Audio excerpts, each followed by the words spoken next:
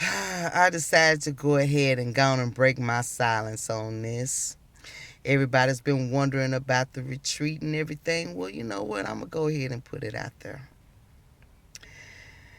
My perspective on the retreat, that it was the best thing that I have ever experienced.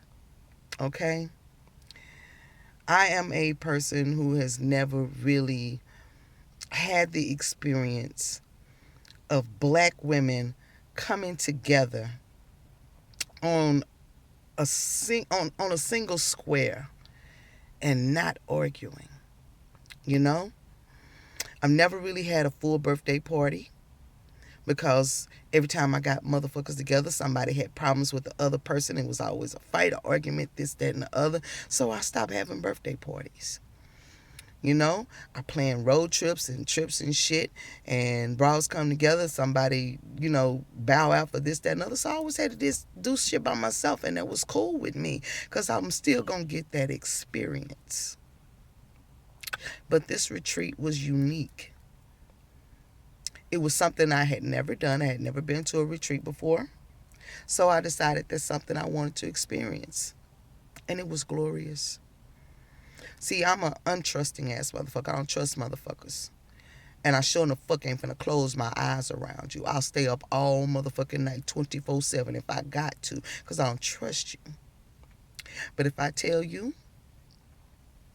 I dropped off to sleep several times. Hell, we be in the middle of conversation. I'm like, I'm out of there. Okay? It was so nice to be around a group of women that were not arguing. It was loving and supportive. We were talking, sharing ideas, helping each other deal with crises and issues that we had suppressed for years, things that had happened to us, you know, just little bitty things that you internalize and press down because it's so painful. You can't look at it. And you can't talk to nobody about it because you're so afraid that you're going to be talked about, downed for, you know? It was it was beautiful. We ate, we drank, we laughed, we cried, we hugged, we supported each other. And as a woman who is on the brink of being 49 years old, I had never experienced that kind of love, unconditional love. So what, sister, you broken? Let me take this gold and put you back together again. I'm going to mend your pieces with gold so you're worth more than you were in your original state. That was some beautiful shit. The food was off the fucking chain. I had shit I had never had before. And I can understand some sad, sorry, pathetic ass motherfucker for wanting to start shit because they were not allowed to attend. I could understand that. After experiencing what I experienced there, I could totally understand how your broken ass would be mad. But,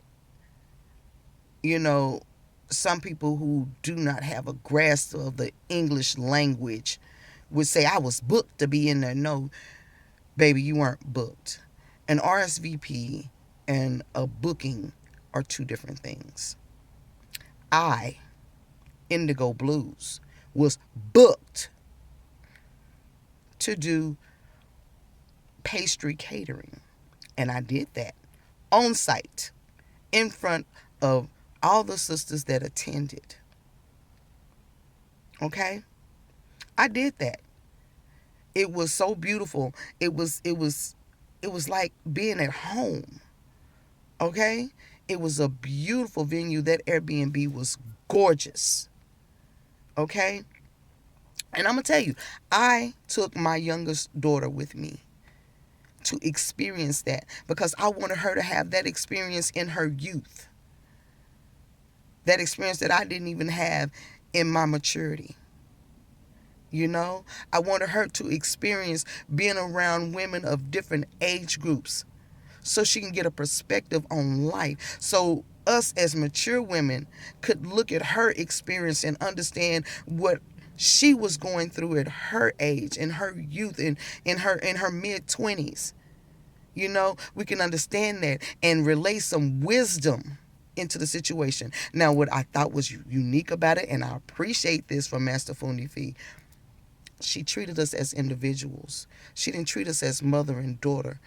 I got a chance to talk to my daughter and hear conversation from my daughter on a woman-to-woman basis.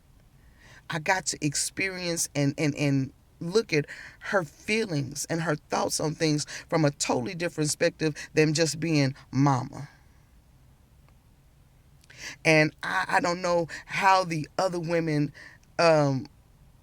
categorized the whole situation, but I looked at it as my daughter receiving her rites of passage into womanhood.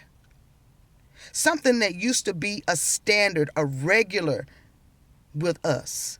But you don't see it anymore. You don't get to see that. They just grow up and move on, and, they have to be on their own with this shit. They have no support. They don't get little tidbits of wisdom on how to handle shit. They don't receive that unconditional love of I love you in whatever state you in. I sat there at that table as a woman and a mother, and I cried. I stayed silent, but I cried, putting my daughter in the hands of those women and watched her receive her rites of passage. That's a beautiful fucking thing. And I will always fucking treasure that shit. That is something that I will remember until they throw dirt on me. And y'all know I don't cry. I'm not a crier. But that is a beautiful thing. To see your daughter who you raised, who you carried, walk into womanhood with support and love and understanding in a safe zone, a no judgment zone. It was beautiful. I will always treasure that. And I don't care how many other retreats I go to, that one will stand out because I saw my child become a woman. I got to see my daughter stand her motherfucking square. And it let me know that I put that strength in her. That's my DNA. That's how I look at my children. They are walking, breathing extensions of me. That is flesh of my flesh. I know their father had an input on that, but they came out of me. That let me know that all that pain, all the problems and the troubles that I had laying on that table, pushing her out, was worth it. That let me know that every sacrifice that I made during their lives was worth it. To see her walk into her own. That's just one of the gifts that I got from that retreat. I got to meet people that I probably would have never met. I was accepted in my broken state. I got to relieve some things that have been plaguing me since childhood. And I didn't get, oh, that's fucked up. Oh, that's stupid. What the fuck is wrong with you? I didn't get that. What I got is, sister, it's okay. It's all right, sister. We got you. And I'm not a real huggy, kissy type person. My daughter describes my personality as abrasive. because I'm about as cuddly as a goddamn porcupine. But I tell you, I never got so many hugs and love, and I accepted them because I figured, I really found out that I needed it. We as black women have to fight every goddamn day and be on our guard. There is no time for sleep. And if you do sleep, it's not a peaceful, restful sleep. I nodded off around strangers and felt good about it. I woke up and we laughed about it because I'm just going to let everybody know I snore like a goddamn freight train, baby. You hear me coming. I would shake the house down. I snored so loud I woke my goddamn self up. But when I woke up and saw everybody looking at me, it was laughing. It wasn't goddamn would you wake up because you're snoring. It was like, damn sister, you was tired, huh? And we laughed about that. We had beautiful experiences. I had experienced the fire lantern ceremony by proxy before, but never in person. I got to participate in that, and it was gorgeous watching those lanterns carry our wishes and dreams and prayers up. It was beautiful. We did a prosperity burn, and I'm telling you, it was mesmerizing. We all sat there around that burn and that fire, and we fed the fire. And we didn't just do it for ourselves. We did it for each other. We burned ancestral dollars for each other. We burned it for the people who wanted to come who couldn't make it. We burned for those who contributed for all of us to be able to come and experience that for free. We burned for everybody. If I tell you, that pot was full of ashes, almost up to the damn top. And we did it on one fire. We did the dragon's breath. We did all of that. We sat around. We laughed about it. You know? And nobody found a need to leave that house until it was time to go home. And there was no fighting. There was no arguing. There was no backbiting. We had lessons to learn about how to deal with ourselves and how to deal with others, how to recognize things in other people. And it was something that you could take away, and when you run across somebody and you see these red flags, you could help them through it. It was something to share. What we took away from there was not so much material as it was mental and emotional. You know, there was healing happening. And I don't know how many people know, sometimes you have to break things to put it back together correctly. That happened. That happened. I loved it. You know, it was enough for me in the beginning just to be able to see my teacher in person. A woman who has been supporting me, loving me, giving me knowledge, pushing me, encouraging me for the last about 3 years over this little box. I've been attending her classes over this box, and I wanted to lay eyes. I had to look in her eyes so I could say thank you in person. It wasn't enough to say it over the phone. I had to look her in her face and say thank you. Now, I had plans on going to Houston. I was going to go to her. She didn't have to come to me. So imagine how excited I was when she said that she was coming to Dallas. Couldn't nobody keep me away from this shit. And I'm going to let you know right now, I rode dirty for 3 straight days. I rode in a car with no registration, no tags. All I had was fucking insurance. And I rode by motherfucking cops. I rode past the motherfuckers to get to that retreat. Wasn't nothing gonna stop me. I'm like, you can give me a ticket. You can't take the car. I got insurance. Give me a ticket. Give me a motherfucking ticket. Big deal. I bet I did that for 3 days, and I was on time. I participated in any and every activity that was planned. No qualms, no complaints. When Master Fee said 7 a.m., I'm there. We leaving at this time. Righteous. Wasn't no complaints. Wasn't no excuses. I was there. And everybody else was there on time. You know, now we understand some people had to come and leave because they had other obligations, but I cleared my schedule.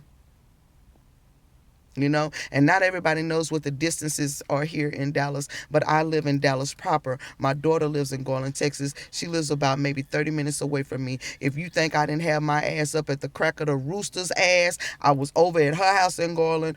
I drove 30 minutes to get to her, and then I drove another 30 minutes to get to Fee. And I was there on time, ready to go. That's how much it meant to me. And let's not talk about them motherfucking swag bags. I'm just gonna, I'm gonna break up to you about them goddamn swag bags, man. Them motherfuckers was off the motherfucking chain. Off the chain. The shit that we got, just half of it. I mean, it was, each bag was worth up and above $100. That if you want to set a price tag on it, each bag was up and above $100. And then we had a blind vote on who made the best breakthrough. They got a special gift, and their bag was worth more than all of ours. It was a beautiful thing to see. It was a beautiful thing to see. It was a beautiful thing to be embraced by beautiful, strong black women. They came together to embrace each other and strengthen each other. It was wonderful. Now, I know during that retreat, we took a break where everybody could go and, check their phones and things, because there were no phones at the table. There were no answering phone calls. We took breaks so we could check on our families and such. But when we took that break, we found out that some fag hag was talking shit. And that's why we took time to address it. Because she was trying to fuck shit up. So we addressed that ass. And let her know that she was a non-fucking factor. Bitch, you ain't here. And we glad you ain't. Because your ass, shit you got, can't be fixed like that. You need some goddamn rehab. Okay? Now, I heard crack is a hell of a goddamn drug. But I heard that Suboxone is a motherfucker too. And I can see it. These are freckles. No, bitch, that's hyperpigmentation. If freckles get that goddamn big, I don't want none. That's hyperpigmentation. Like this shit up under my eyes that you keep on talking about. I got dark circles under my eyes. Bitch, that comes because I work. I grind. I don't have a set schedule. I'll sit up all motherfucking night if I need to grind and make mine. That's something I got from University. They taught that shit, but you missed that lesson, didn't you? You missed that lesson on how to use your gifts, turning your ideas into dollars. I believe that was the class. You missed that shit. You know? Although, with the way your crackhead logic work, I don't want to see them ideas turned into shit but dust. Okay? Now, while you out here trying to rag motherfuckers, talking, I got a lot of hair. Bitch. I've seen naked mole rats that got more hair than you. Stop playing. I'm fine, bitch. Where are you fine? Where are you fine? In your own mind. You're a legend in your own mind. Well, that's good. And I applaud you for your self-love, because, you got to love yourself. if don't nobody else love you. You got to think you fine and sexy if don't nobody else think you fine and sexy. That's where it all starts. So I applaud you for, at least reaching that level. Excuse me. I applaud you for making that level. But I just thought I would get on her because all this bitch want to do is rag about how she couldn't come and how she was booked. I was booked and paid to provide a service. That's what it means when you're booked. When you're booked to perform a service. When you RSVP, that means I have let you know that I am coming. I am letting you know that I will be in attendance so you can make provisions for me being there. That is an RSVP. Ding-a-ling. Okay? So get your definitions straight. You were not booked. And frankly, after that bullshit you pulled, you were not expected. You did not receive an RSVP because, see, I have the original copy of that flyer when she said it's booked. That meant that the venue had been paid for. It was solid. That's what it's booked mean. But, you can take and manipulate anything you want to. Your rabbit ass mind the way it fucking works. You look like a hamster on a wheel. Okay. So I just wanted to let everybody know there was love and compassion and healing that happened at that retreat. It was a learning experience. We had women from all age groups there that came together to share wisdom and get some understanding. And I will always treasure that.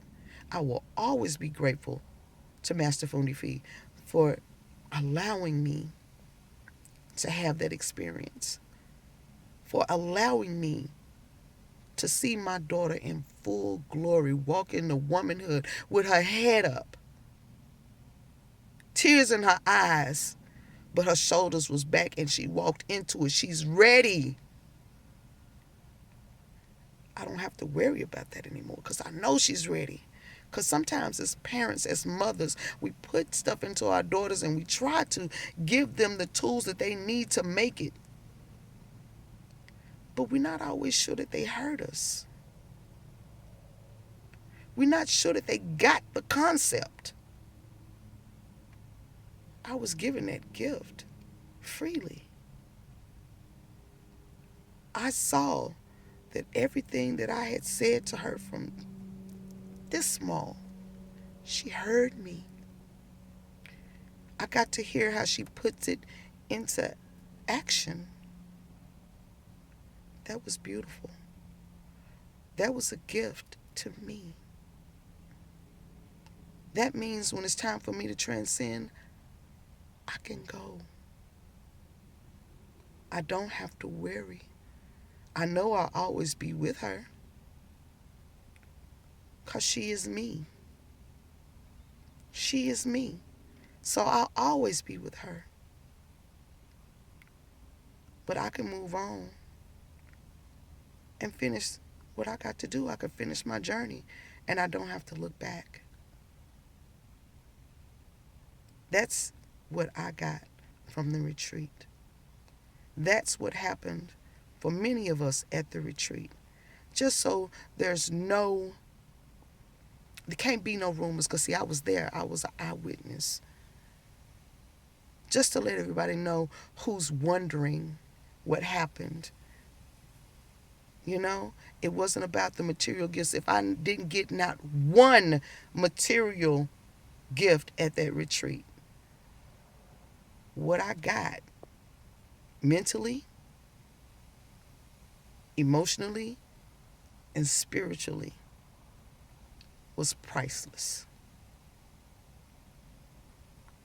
I just wanted to let y'all know so there will be no more question about this retreat. There will be no more assumptions from a ratchet, raggedy ass broad who was crying because she couldn't get a permission slip from her mama to go.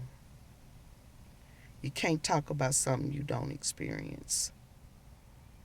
It means nothing. You can't speak on something that you didn't see because you weren't there.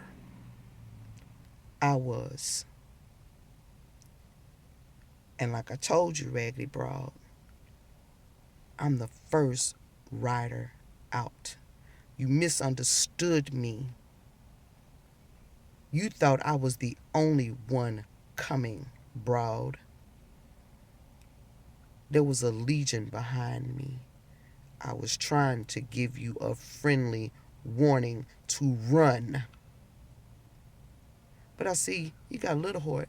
You stood there. Good. Keep standing. And I want you to know, I am not going to let your ass loose. I'm not done with you yet. You didn't take my warning? Good. Ain't no release, bitch, until you tell the truth. There will be no release until you tell the fucking truth. Admit your wrongs. Admit your lies. You keep telling lies on top of lies on top of lies that you can't even keep up with your goddamn self. You contradict yourself in the same goddamn sentence, and we all see it. I'm not gonna let your ass loose. I'm the first one out. And I want you to know, there is no peace in war. I don't give quarter, bitch. I don't take prisoners, raggedy bitch. I don't. Now you can call me whatever you want to, witchy poo, heathen, pagan, whatever the fuck you want to call me. I know who I am, so whatever you call me, don't fucking bother me. Those childish sandbox ass names. I came to your sandbox, bitch, and you wouldn't come build sandcastles with me. Guess what? I've left the sandbox. Now we're on the front porch with the good old women. We finna get some good knowledge sitting on the goddamn porch. We gonna talk. We gonna see how well your ass can stand up to that. We on the porch now. We not in the sandbox. So bring your childish ass on up and sit on the porch. Let's talk. Bring your dictionary. You may not be able to understand some of the words we use. But to the rest of y'all, you've just received your insight from Indigo Blues' perspective of what the retreat was. It was beautiful. I'm out, y'all. I got to grind like some other people haven't figured out how to do. I got money to make. I got a family to take care of. So I'm going to holler at y'all. Peace and blessings. Y'all have a wonderful day. I'm out.